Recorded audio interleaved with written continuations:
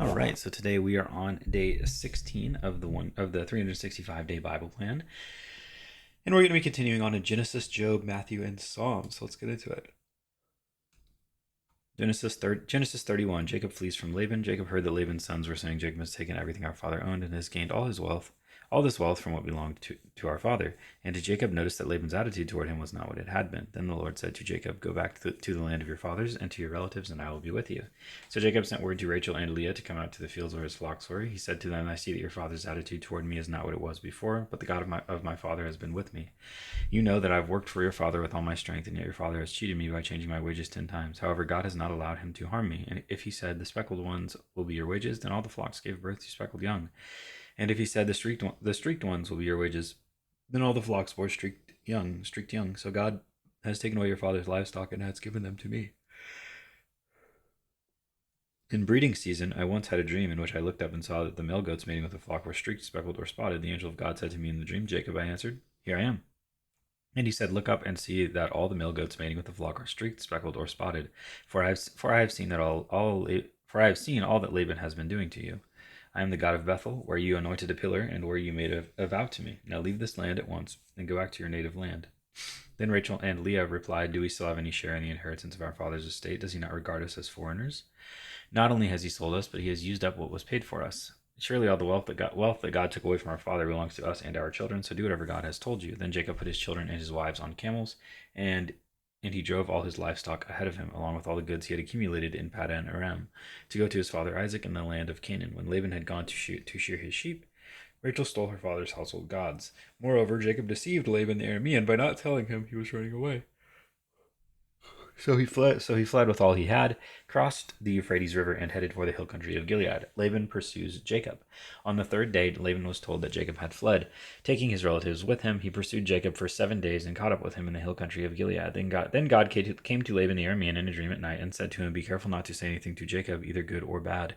Jacob had pitched his tent in the hill country of Gilead when Laban overtook him, and Laban and his relatives camped there too. Then Laban said to Jacob, what have you done? You've deceived me, and you've carried off my daughters like captives in war. Why did you run off secretly and deceive me? Why didn't you tell me so I could send you away with joy and singing to the music of timbrels and harps? You didn't even let me kiss my grandchildren and my daughters goodbye. You have done a foolish thing. I have the power to harm you, but last night the God of your father said to me, be careful not to say anything to Jacob, either good or bad. Now you have gone off because you longed to return to your father's household, but why did you steal my gods? Jacob answered Laban, I was afraid because I thought you would take your daughters away from me by force, but if you find anyone who has your gods, that person shall not live. In the presence of our relatives, see for yourself whether there is anything of yours here with me, and if so, take it. Now Jacob did not know that Rachel had stolen the gods, so Laban went into Jacob's tent and into Leah's tent and into the tent of the 2 female servants, but he found nothing. After he came out of Leah's tent, he entered Rachel's tent. Now Rachel had taken the household gods and put them inside her camel's saddle and was sitting on them. Laban searched through everything in the tent but found nothing. Rachel said to her father, don't be angry, my lord, that I cannot stand up in your presence. I am having my period. So he searched but could not find the household gods. Jacob was angry and took Laban to ask. What is my crime? He asked Laban. How have I wronged you that you hunt me down? Now that you have searched through all my goods, what have you found that belongs to your household? Put it here in front of your relatives and mine, and let them judge between the two of us. I have been with you for 20 years now. Your sheep and goats have not miscarried, nor have I eaten rams from your flocks. I did not bring you animals torn by wild beasts. I bore the loss myself, and you demanded payment from me for whatever was stolen by day or night. This was my situation. The heat consumed me in the daytime, and the cold at night, and sleep fled from my eyes.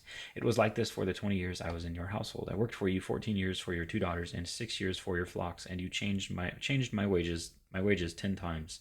If the God of my father, the God of Abraham, and the fear of Isaac had not been with me, you would surely have sent me away empty-handed. But God has seen my hardship and the toil of my hands, and last night he rebuked you. Laban answered Jacob, the women are my daughters, the children are my children, and the flocks are my flocks. All you see is mine. Yet what can I do today about these daughters of mine, or about the children they have borne? Come now, let's make a covenant, you and I, and let it serve as a witness between us. So Jacob took a stone and set it up as a pillar. He said to his relatives, gather some stones. So they took stones and piled them in a heap, and they ate there by the heap. Laban called it Jegar Sahadutha, and Jacob called it Galid. Laban said, this heap is a witness between you and me today. That is why it was called Galid. It was also called Mizpah, because he said, May the Lord May the Lord keep watch between you and me when we are away from each other. If you mistreat my daughters, or if you take any wives besides my daughters, even though no one is with us, remember that God is a witness between you and me." Laban also said to Jacob, "Here is this heap, and here is this pillar I have set up between you and me. The heap is a witness, and the pillar is a witness. The heap is a witness, and the pillar is a witness that I will not go past this heap to your side to harm you, and that you will not go past this heap and pillar to my side to harm me. May the God of Abraham and the God of Nahor, the God of their father, judge between us." So Jacob took an oath in the name of the fear of his father Isaac. He offered a sacrifice there in the hill country and invited his relatives to a meal. After they had eaten, they spent the night there. Early the next morning, Laban kissed his grandchildren and his daughters and blessed them. Then he left and returned home. Genesis 32. Jacob prepares to meet Esau. Jacob also went on his way, and the angels of God met him. When Jacob saw them, he said, "This is the camp of God." So he named that place Mahanaim. Jacob sent messengers ahead of him to his brother Esau in the land of Seir, the country of Edom. He instructed them, "This is what you are to say to my lord Esau. Your servant Jacob says, I have been staying with Laban and have remained there till now. I have cattle and donkeys, sheep and goats, male and female servants. Now I am sending this message to my lord that I may find favor in your eyes." When the messengers returned to Jacob, they said, "We went to your brother Esau, and now he is coming to meet you, and 400 men are with him."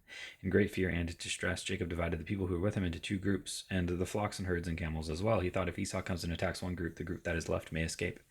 Then Jacob prayed, "O God of my father Abraham, God of my father Isaac, Lord, you who said to me, 'Go back to your country and your relatives, and I will make you prosper,' I am unworthy of all the kindness and faithfulness you have shown your servant. I had only my staff when I crossed this Jordan, but now I have become two camps. Save me, I pray, from the hand of my brother Esau, for I am afraid he will come and attack me, and also the mothers with their children. But you have said, 'I will surely make you prosper, and will make your descendants like the sand of the sea, which cannot be counted.'" He spent the night there, and from what he had with him, he selected a gift for his brother Esau. 200 female goats and 20 male goats, 200 ewes and 20 rams, 30 female camels with their young, 40 cows and 10 bulls, and 20 female donkeys and 10 male donkeys. He put them in the care of his servants, each herd by itself, and said to his servants, "Go ahead of me and keep some space between the herds." He instructed the one in the lead, "When my brother Esau meets you and asks, 'Who do you belong to, and where are you going, and who owns all these animals in front of you?' then you are to say, 'They belong to your servant Jacob. They are a gift sent to my lord Esau, and he is coming behind us.'" He also instructed the second, the third, and all the others who followed the herds, "You are to say the same thing to Esau when you meet him, and be sure to say, 'Your servant Jacob is coming behind us,' for he thought, 'I will pacify him with these gifts I am sending on ahead. Later, when I see him, perhaps he will receive me.' So Jacob's gifts went on ahead of him, but he himself spent the night in the camp. Jacob wrestles with God. That night Jacob got up and took his 2 wives, his 2 female servants, and his 11 sons, and crossed the ford of the Jabbok. After he had sent them across the stream, he sent over all his possessions. So Jacob was left alone, and a man wrestled with him till daybreak. When the man saw he could not overpower him, he touched the socket of Jacob's hip, so that his hip was wrenched as he wrestled with the man. Then the man said, "Let me go, for it is daybreak." But Jacob replied, "I will not let you go unless you bless me." The man asked him, "What is your name?" "Jacob," he answered. Then the man said, "Your name will no longer be Jacob, but Israel, because you have struggled with God and with humans and have overcome." Jacob said, "Please tell me your name." But he replied, "Why do you ask my name?" Then he blessed him there. So Jacob called the place Peniel, saying, "It is because I saw God face to face, and yet my life was spared." The sun rose above him as he passed Peniel, and he was limping because of his hip. Therefore, to this day, the Israelites do not eat the tendon attached to the socket of the hip, because the socket of Jacob's hip was touched near the tendon. Job 16. Then Job replied, "I have heard many things like these. You are miserable comforters, all of you. Will your long-winded speeches never end? What ails you that you keep on arguing? I also could speak like you. If you were in my place, I could make fine speeches against you and shake my head at you, but my mouth would encourage you. Comfort from my lips would bring you relief. Yet if I speak, my pain is not relieved, and if I refrain, it does not go away. Surely, God, you have worn me out. You have devastated my entire household. You have shriveled me up, and it has become a witness.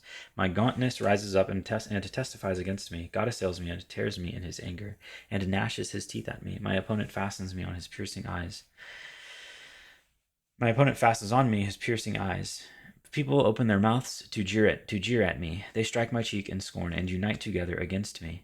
God has turned me over to the ungodly and thrown me into the clutches of the wicked. All was well with me, but he shattered me. He seized me by the neck and crushed me. He has made me his target. His archers surround me. Without pity, he pierces my kidneys and spills my gall on the ground. Again and again, he bursts upon me. He rushes at me like a warrior. I have sewed sackcloth over my skin and buried my brow in the dust. My face is red with weeping. Dark shadows ring my eyes. Yet my hands have been free of violence, and my prayer is pure. Earth, do not cover my blood.